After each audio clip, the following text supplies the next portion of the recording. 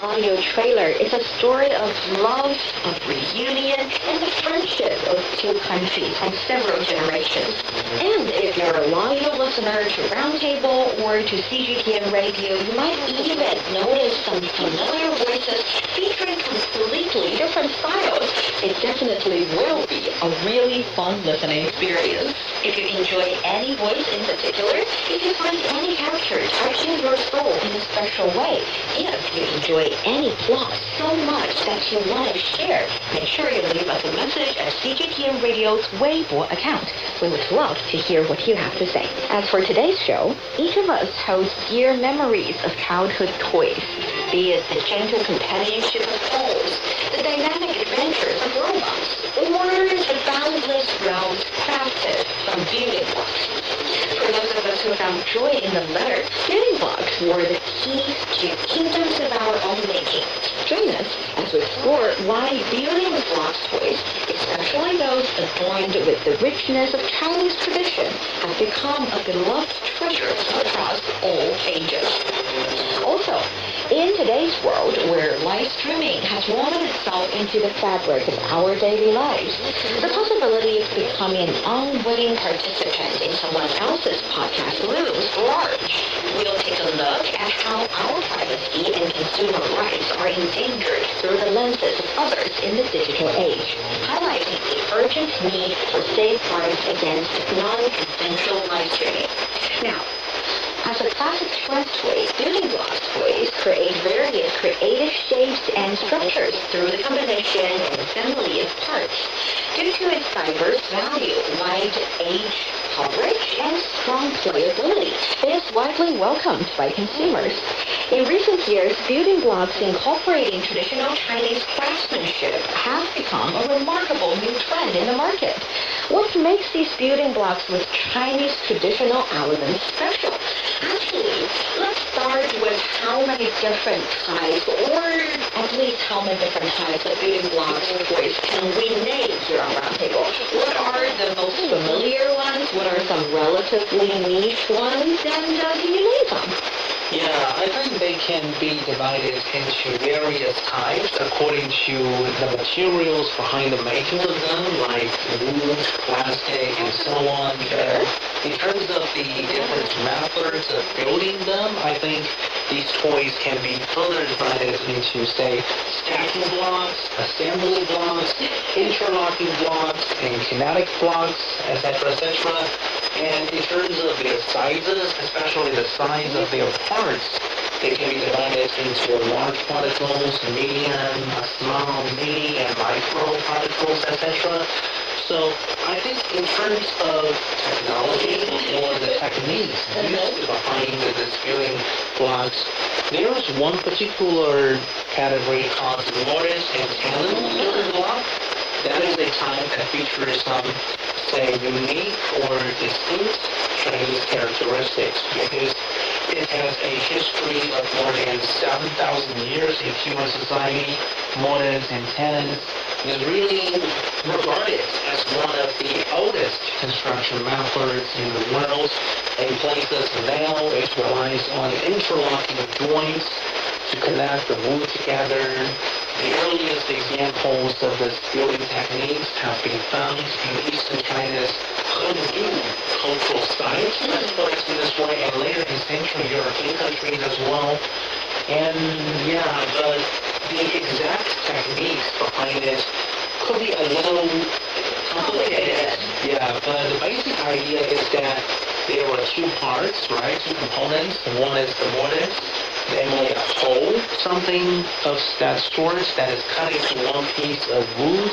And then there is a tenon, namely a projection on the ends of another piece of wood that is designed to fit snugly into the mortise.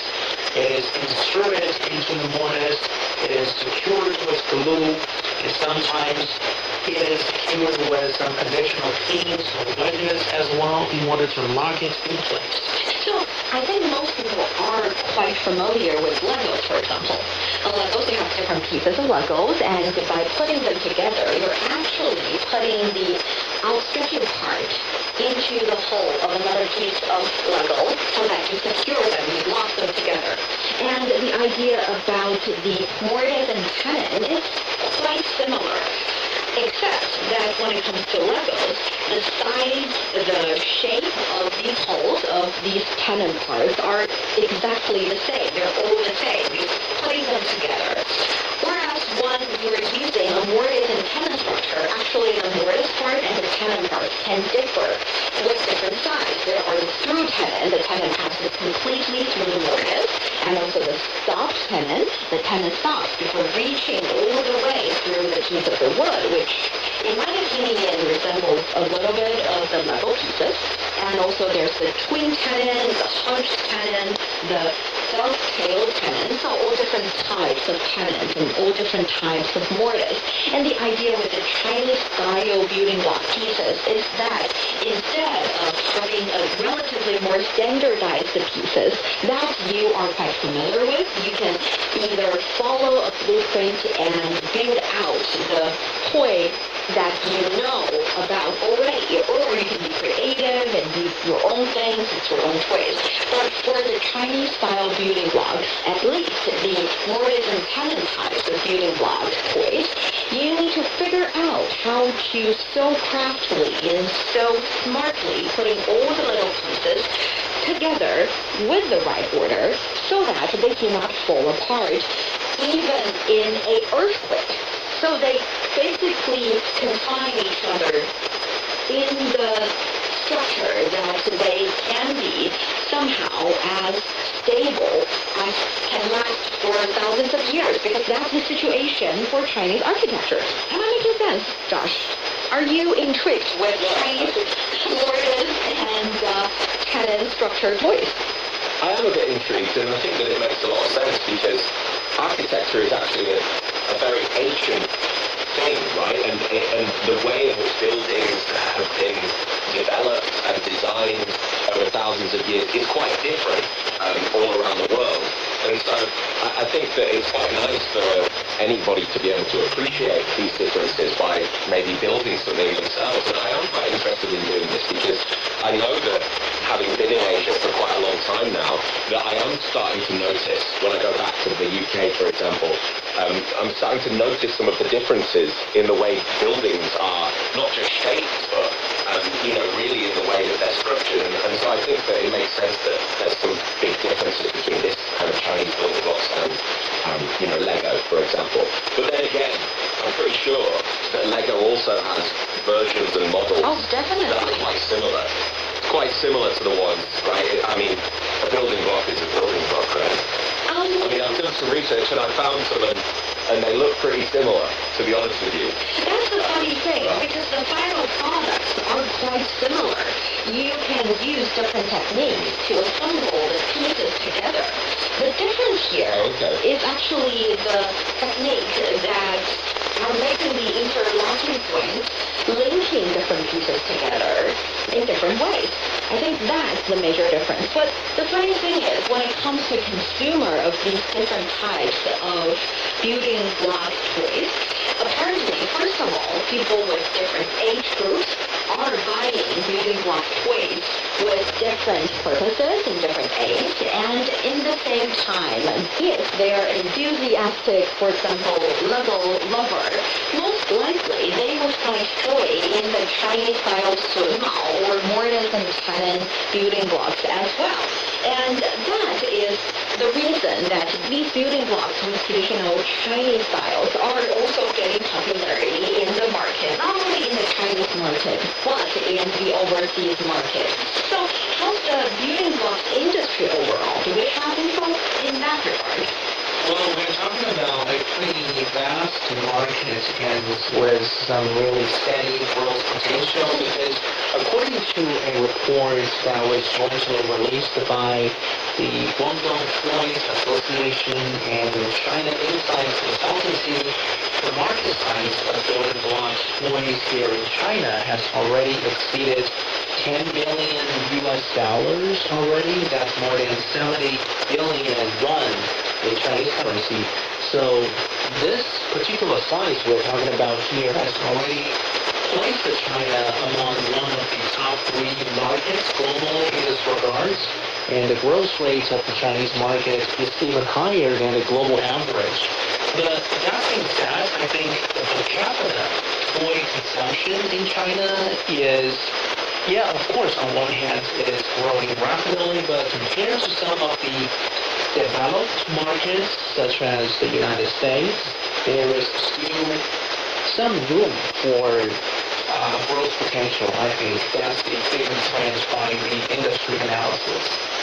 Yes, well, it's also slightly difficult to get stats on the building block toy market in the UK and in Europe and other countries as well. But definitely I agree that the toy market is expanding, it's growing. Actually, the toy market in Europe is massive, and the UK toy market is one of the largest in Europe.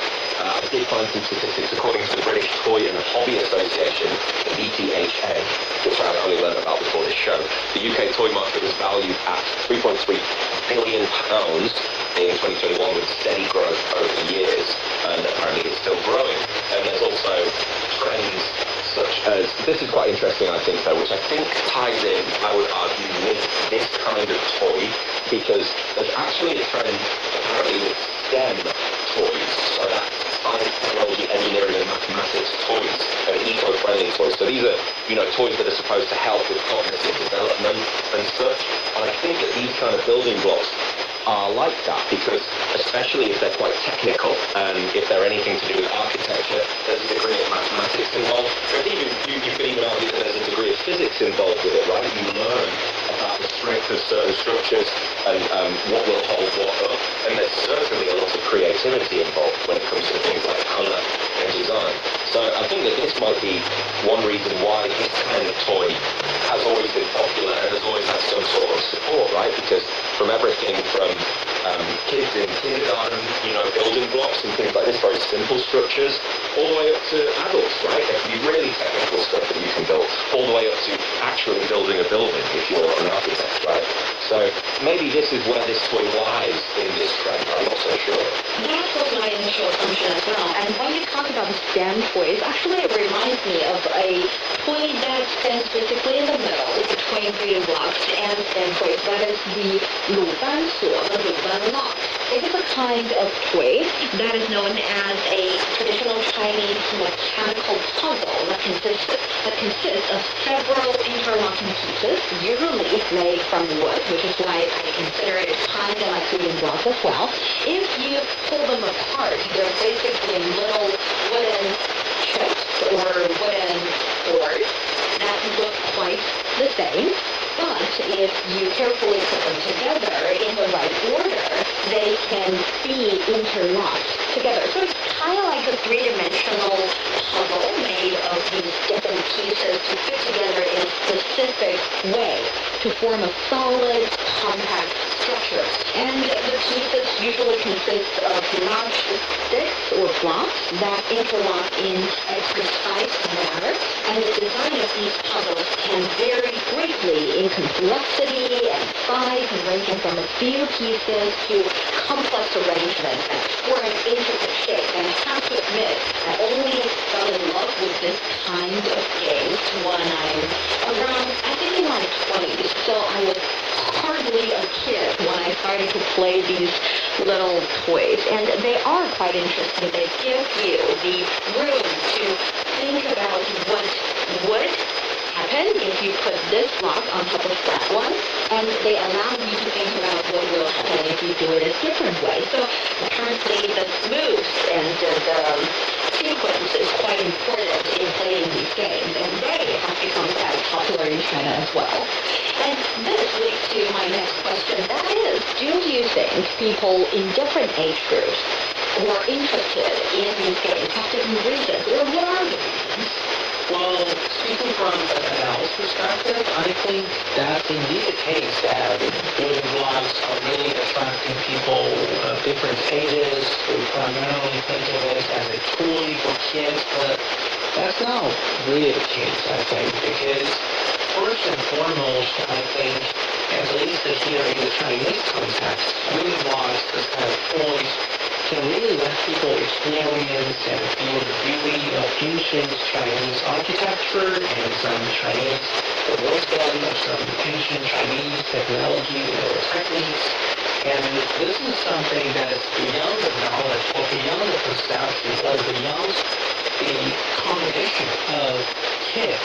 This is something that is more appreciated by adults. And I think there is also a form of, say, I need to express myself when I flirt with this kind of toys, right? And as it will become a trend in social media platforms, because there is a growing demand among the Chinese for this kind of cultural and entertainment products that are created and personalized and socially engaging. So more often than not, I would say there can be really a lot of emotional resonance with this kind of things on social media. So this is one thing. And another point I'd like to make here is that when we talk about this kind of things, technology is really important. Many of these toy companies behind the making of these toys, they have intensified research and development to incorporate many intelligent hardware technology elements into this. For example, we're talking about mobile robots and interactive devices. And, for really tech-savvy adults, these are really, really attractive features on the part of these toys. Actually, when you talk about high-tech, it's something very important to building block making, because for the building block toys to combine perfectly together, actually the precision tolerance should be quite small.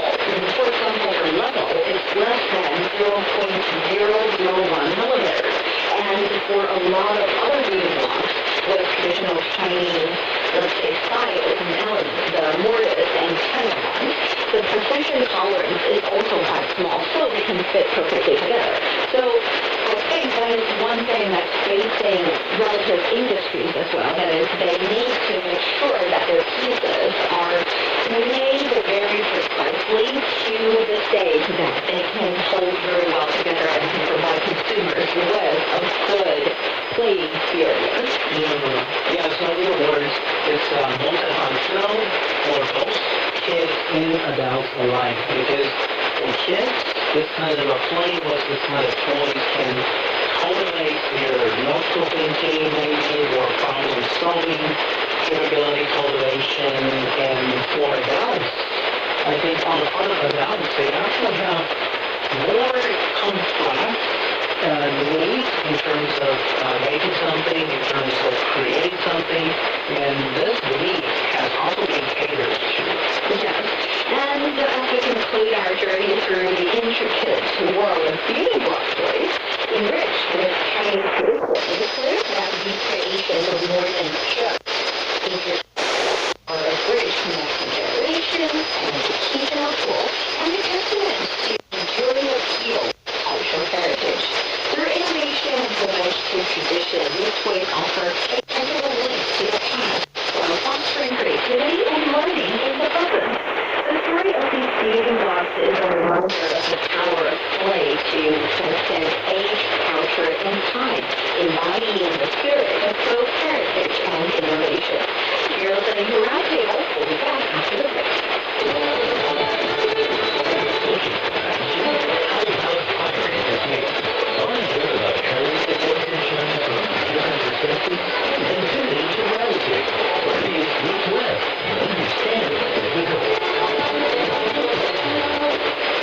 Welcome back to Roundtable.